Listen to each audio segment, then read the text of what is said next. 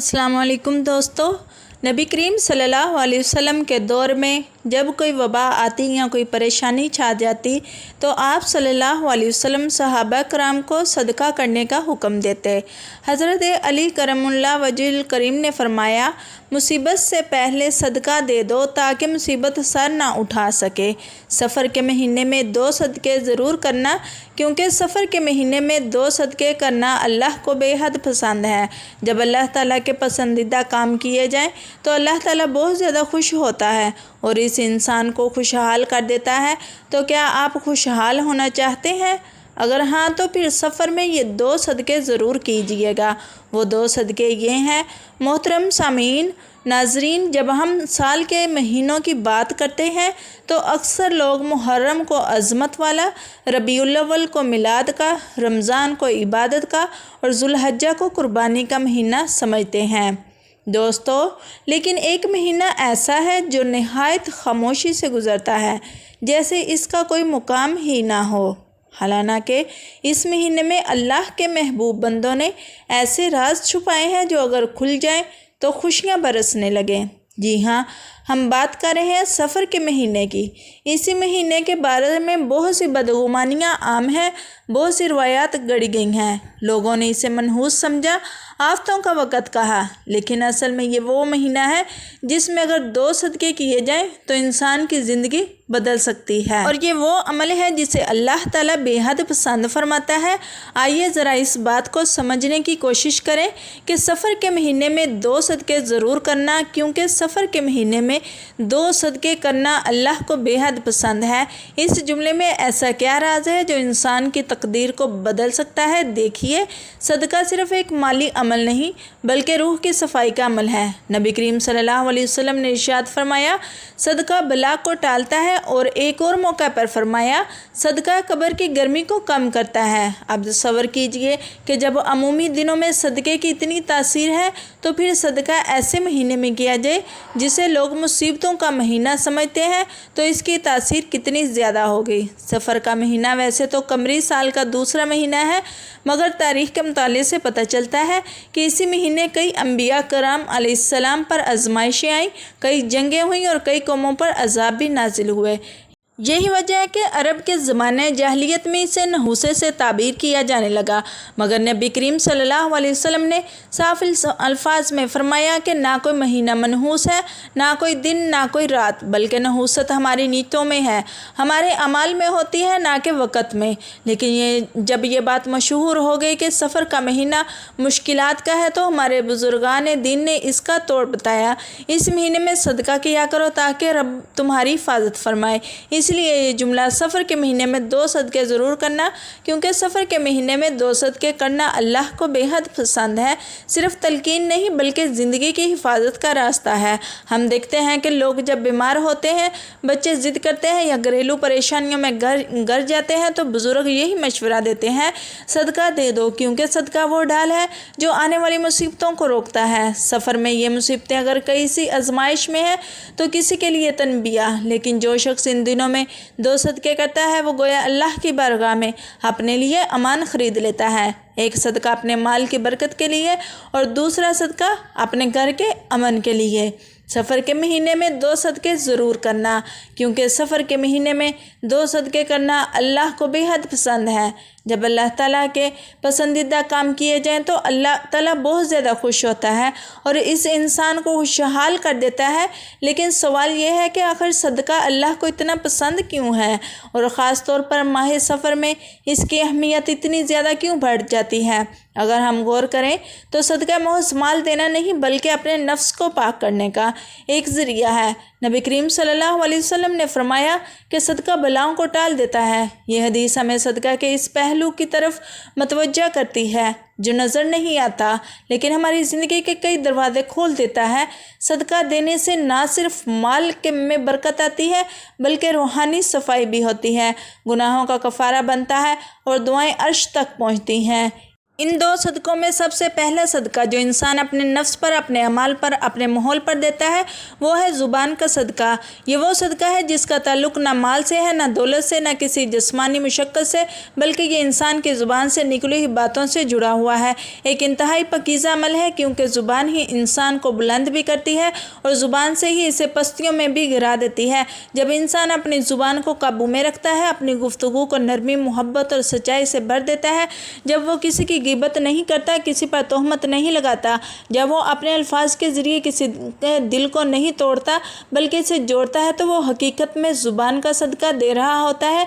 वो अल्लाह के नज़दीक एक महबूब बंदा बन जाता है क्योंकि अल्लाह ताला फरमाता है कि किसी को दिल आज़ारी ना दो, किसी की इज़्ज़त ना उछालो, अपनी ज़ुबान को नेकी के रास्ते पर लगाओ।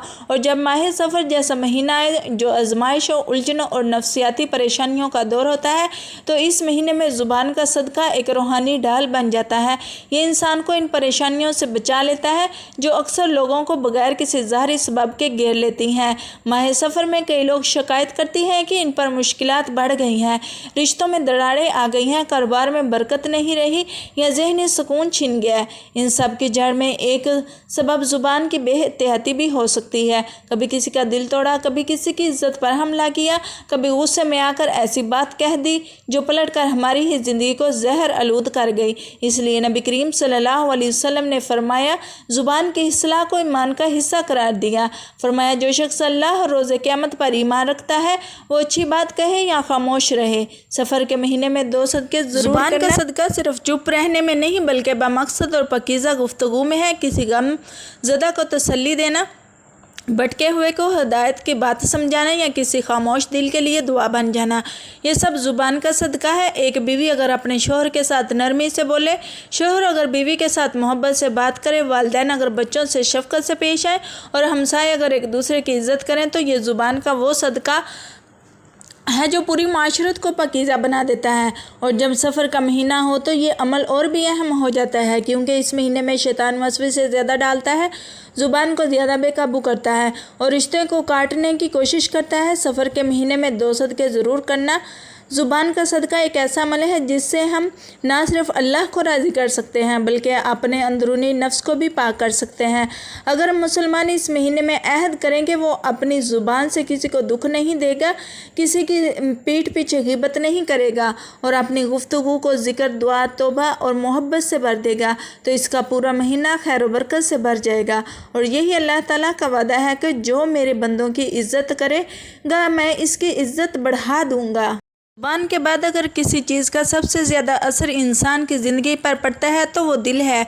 यही दिल इंसान की नीयत का मरकज़ है, मोहब्बत नफ़रत का मंबे है और अल्लाह ताला की कुर्बत या दूरी का दरवाज़ा भी यही दिल है। दिल अगर पाक हो तो इंसान की सारी इबादत भी पाक होती हैं, इसका ताल्लुक़ अल्लाह से जुड़ जाता है, इसका सीना अल्लाह के नूर से भर जाता है। लेकिन अगर दिल में बुग़्ज़, कीना, हसद और नफ़रत हो तो वो दिल बीमार हो जाता है और बीमार दिल से अल्लाह की रहमतें हट जाती हैं। सफ़र के महीने में अपने दिल को तमाम नफ़रतों, हसद, कीने और बुग़्ज़ से पाक कर ले। ये सदका माल से नहीं खलूस से दिया जाता है। एक हदीस में आता है कि नबी करीम सल्लल्लाहु अलैहि वसल्लम के सामने एक सहाबी को जन्नत की बशारत दी गई तो सहाबा कराम हैरान हुए और कि इसने ऐसा कौन सा अमल किया है। कुछ दिन बाद पता चला कि वो सहाबी किसी से दिल में बुग़्ज़ नहीं रखता, किसी से हसद नहीं करता और सोने से पहले हर एक को दिल से माफ़ कर देता है। ये है दिल का सदका। सफ़र का महीना ऐसा महीना है जिसमें इंसान को आज़माइशों का सामना हो सकता है। इसमें बंदा अगर दिल को पाक कर ले तो अल्लाह ताला इसे ऐसी बलाओं से महफूज कर देता है जो किसी और अमल से ना टलती हों। दिल का सदका देने का मतलब है कि आप दिल से सबको माफ़ कर दें, किसी के लिए बुराई ना सोचें, किसी की कामयाबी पर हसद ना करें, किसी के ख़िलाफ़ बुग़्ज़ ना रखें। अगर कोई आपसे नाराज़ है तो उसकी नाराज़गी ख़त्म करने की कोशिश करें। आप जितना अपने दिल को साफ़ करते जाएंगे अल्लाह के करीब होते जाएंगे। ख़ास तौर पर अगर किसी के साथ सालों पुराना झगड़ा है, रिश्तेदारों से दूरी है, दिल में तकलीफ़ है, तो ये मौका है सबको दिल से माफ़ करें। किसी को कॉल करें, किसी को पैगाम भेजें, किसी को माफ़ी दें, किसी से माफ़ी मांगें। याद रखें, सफ़र के महीने में 2 सदके ज़रूर करना क्योंकि सफ़र के महीने में 2 सदके करना अल्लाह को बेहद पसंद है। اس مہینے کی عظیم عبادت بن جاتی ہے۔ اس سے پہلے کہ ہم اگلے سال تک کسی اور غم، کسی اور دکھ یا بیماری کا شکار ہوں، اپنے دل کو پاک کر لیں تاکہ یہ دل اللہ کا محبوب دل بن جائے۔